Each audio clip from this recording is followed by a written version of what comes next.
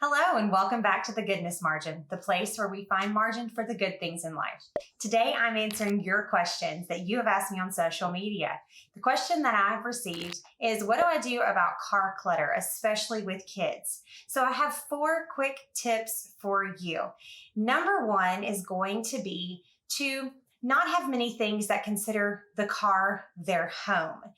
Really don't have much stuff that's going to stay in the car on a regular basis. I have a blanket that I keep in the back because my daughter gets cold, air conditioned, even in the summertime. And so I keep a blanket there for her. I keep a box of tissue. In the side of my door, I do keep hand sanitizer. And right now we're keeping some extra face masks just in case someone didn't bring theirs with them.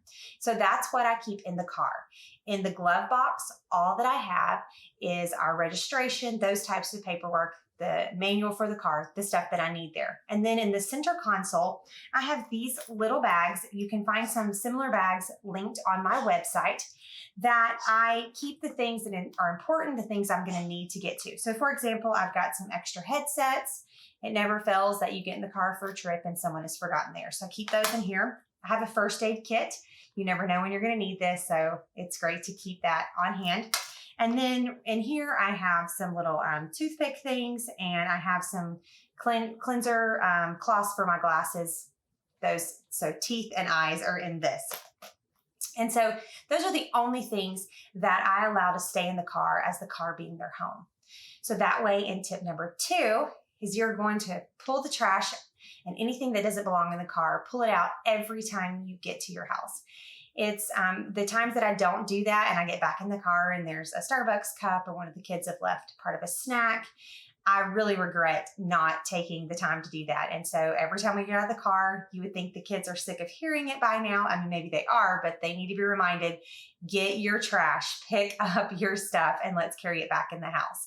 So that's the second tip. And really, if you do that every time, you're going to go a long way to keeping your car pretty clean. So tip number 3 is add cleaning your car out part to your weekly routine. I used to do this every week. Now, thankfully, I have a son that's almost 14, and that is part of his weekly chore list. He's going to take my little Dyson vacuum and go out there and just vacuum it up. I have black carpet, and so it looks dirty pretty often, but just with a quick weekly cleanup, it stays pretty nice and clean. And then tip number 4 is occasionally splurge for that nice car wash where you go to the car wash, someone else vacuums your car out, they wipe it down. I do that, 3 or 4 times a year, not super often, but it's really, really nice to just know that it's getting a fresh start and then I can continue on for those weekly cleanups.